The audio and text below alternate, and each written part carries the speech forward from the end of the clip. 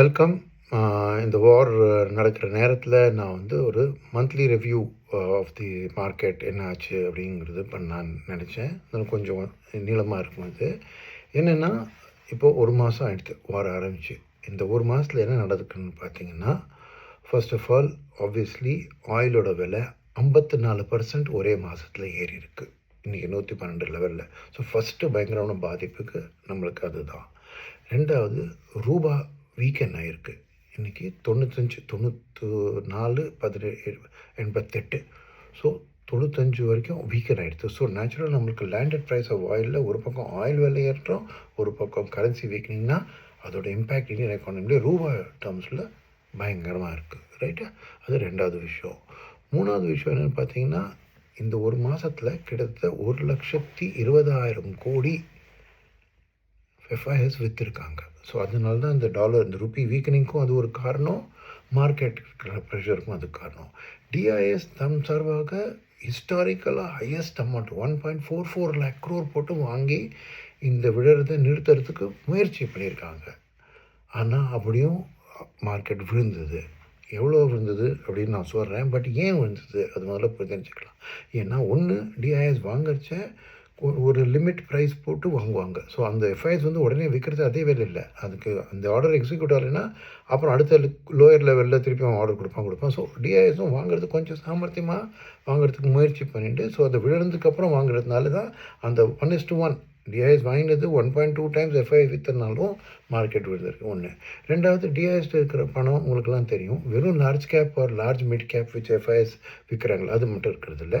அவங்களுக்கு large mid small எல்லா மாதிரி பணமும் ஃபண்ட்ஸில் வருது இல்லையா? ஸோ அந்த மாதிரி வரதுனால அவங்களோட பையிங்கும் அக்ராஸ் த போர்டு இருக்குது. ரைட்? ஸோ அது ஒன்று. மூணாவது வந்து என்ன ஆகுதுன்னா, இப்போ எஃப்ஐஎஸ்ஸில் நல்ல ஸ்டாக்கை விற்கிறாங்க அப்படிங்கிற ஒரு வாங்குறவங்களுக்கு என்ன இருக்குது, அந்தளவுக்கு கையில் காசு இல்லை. என்ன பண்ணுறாங்க, எதில் நிறைய ப்ராஃபிட் பண்ணியிருக்காங்களோ அந்த ப்ராஃபிட்டை புக் பண்ணி இங்கே ட்ரான்ஸ்லேட் பண்ணுறதுக்கு முயற்சி பண்ணுவாங்க. ஸோ இந்த காம்பினேஷனோட ஃபேக்டர் தான் மார்க்கெட்டோட இம்பேக்ட். ஸோ ஆக்சுவலாக நீங்கள் பார்த்தீங்கன்னா, லார்ஜ் கேப் நிஃப்டி தான் அதிகமாக ஒரு மாதத்தில் 10% வந்திருக்கு. மிட் கேப் இண்டெக்ஸ் 9.5% தான் வந்தது. ஸ்மால் கேப் இண்டெக்ஸ் 8.5% தான் வந்தது. ஸோ நான் சொன்னதெல்லாம் தெரிஞ்சு அந்த மாதிரி. அண்ட் நான் சொன்ன ப்ராஃபிட் புக்கிங் இது. ஸோ என்ன ஆயிருக்குன்னா, இந்த ஒரு மாதத்தில் இந்த டாலர் ருப்பி வீக்கனிங்னால யூஎஸோட பணம் இன்னொரு நாள் ரீசன் என்னென்னா, பணம் அமெரிக்காவுக்கு போகுது. ஸோ அந்த அமெரிக்காவுக்கு போகிற பணத்தினால இன்ட்ரெஸ்ட் ரேட் அங்கேயும் ஏறினால இங்கேயும் இன்ட்ரெஸ்ட் ரேட் ஏறி 7% தொட்டு கொடுத்து. ஸோ பேங்க்ஸ் மேலே அது ஒரு பாதிப்பு. ஸோ வர்ஸ்ட் பர்ஃபார்மிங் செக்டர் இந்த மாதம் அப்படின்னு பார்த்தீங்கன்னா, அது வந்து பேங்கிங் இண்டெக்ஸ். ரைட்டா? Public sector banks. ஏன்? ஒன்று வந்து நான் சொன்ன மாதிரி இந்த இன்ட்ரெஸ்ட் ரேட் 7% ஏறினதுனால அவங்களுக்கு மார்க் டு மார்க்கெட் லாஸஸ் வரும். ஏன்னா நிறைய கவர்மெண்ட் செக்யூரிட்டிஸ் தேவைக்கு மேலே வந்து கவர்மெண்ட் செக்யூரிட்டிஸில் போட்டு வச்சுருக்காங்க. அதெல்லாம் வந்து ஒரு ஹோல்ட் மெச்சூரிட்டின்னு இருக்கிறதுல அவங்களுக்கு மார்க் டு மார்க்கெட் பண்ணணும்னா, இப்போ ட்ரேடிங் வைக்கிறதுல மார்க் டு மார்க்கெட் பண்ணணும். அந்த வந்து இபிஎஸ்ஸை அடிப்படணும் ஒரு எதிர்பார்ப்பேன். ரெண்டாவது, இந்த ஹெச்டிஎஃப்சி பேங்க்ஸ் நடந்த மேட்டரில் எல்லா பேங்கிங் செக்டருக்குமே ஒரு நெகட்டிவ். மூணாவது வந்து என்ன பண்ணியிருக்கேன்னா, எஃப்ஐஎஸ் வந்து கண்டினியூஸாக ஷார்ட் அடிக்கிறச்சு அவங்களுக்கு 2 இண்டெக்ஸ் தான் இருக்குது, நிஃப்டி இண்டெக்ஸும் நிஃப்டி பேங்க் இண்டெக்ஸும். அந்த நிஃப்டி பேங்க் இண்டெக்ஸை ஷார்ட் அடிச்சிருந்தாலே அந்த பேங்க் இண்டெக்ஸ் மேலே ப்ரெஷரு. நாலாவது காரணம் என்னென்னா, இந்த பேங்க்ஸ் வந்து கொஞ்சம் சாமர்த்தியமாக பண்ணியிருக்காங்கன்னு நினைக்கிறேன். அது சாமர்த்தியம்னா ஓவர் சாமர்த்தியம். என்ன ஆச்சுன்னா, எல்லாருமே ருப்பி வீக்கன் ஆகும், ஆயில் விலை ஏறுறது ருப்பி வீக்கன் ஆகும் அப்படிங்கிற யோசனையில் அவங்க வந்து டாலர் லாங் பொசிஷன் எடுத்திருக்காங்க. டாலர் லாங்னா இந்தியா அண்ட் கரன்சி ஷார்ட் தானே.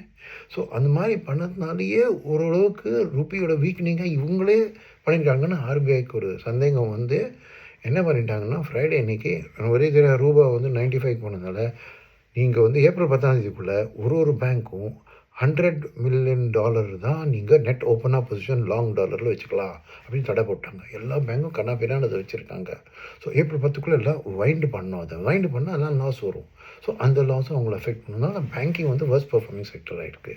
நெக்ஸ்ட்டு செக்டர் எது பாதிச்சு ரொம்ப இருக்குன்னா, ரேட் சென்சிட்டிவ் செக்டர்ஸ். இது ரியாலிட்டி இண்டெக்ஸு, ஆட்டோ இண்டெக்ஸு, இதெல்லாம் இன்ட்ரெஸ்ட் ரேட்ஸ்க்கு சரி. ஏன்னா கவர்மெண்ட்டோட பாரிங் ரேட்டே 7% ஏறிடுது. அப்போது ஆட்டோமேட்டிக்காக ஆர்பிஐ ரேட் கட் பண்ணுறதுலாம் மறந்துடுங்க. ரேட்டு ஹைக் பண்ணுவாங்களான்னு ஒரு சந்தேகம் வந்திருக்கு. ஏன்னா இன்ஃப்ளேஷனும் ஆயில் விலை ஏறினதுனால எல்லா பொருளையும் ஆயில் எங்கெல்லாம் இருக்கோ அதோட பொருளோட விலையெல்லாம் ஏறும் இல்லையா? ஸோ இன்ஃப்ளேஷனும் 5-6% தாண்டிட்டு இதனால ஆர்பிஐ ப்ராபப்ளி ரேட் ஹைக் கூட யோசிக்கலாம். அப்படின்னா இந்த ரேட் சென்சிட்டிவ்ஸ்லாம் பாதிப்பு. ஸோ ரியல்டி, ஆட்டோ, டிபிஎஸ்க்கு. 3வது ரொம்ப விழுந்த செக்டர் வந்து எதுன்னா டிஃபென்ஸ்.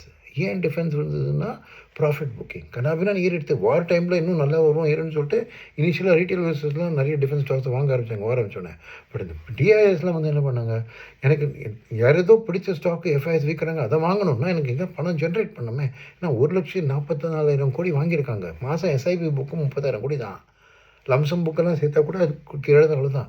ஸோ என்ன பண்ணுறாங்கன்னா அவங்க கேஷ் பேலன்ஸ் கொஞ்சம் டிப் பண்ணுறாங்க, ப்ளஸ் ப்ராஃபிட் புக் பண்ணி செக்டர் ரொட்டேஷன் பண்ணுறாங்க. ஸோ டிஃபென்ஸில் வந்து அவங்க விற்று ப்ராஃபிட் புக். ஸோ இதெல்லாம் தான் அஃபெக்ட் பண்ணியிருக்கு மார்க்கெட்டை.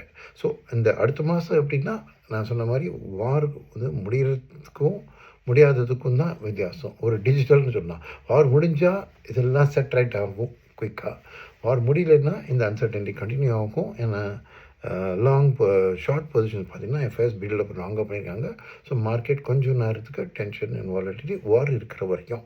வார் என்றைக்கு முடியும் அப்படிங்கிறது உங்களோட கெஸ்ஸும் என்னோட கெஸ்ஸும் ஏறத்தாழ சேமாக தான் இருக்கும்.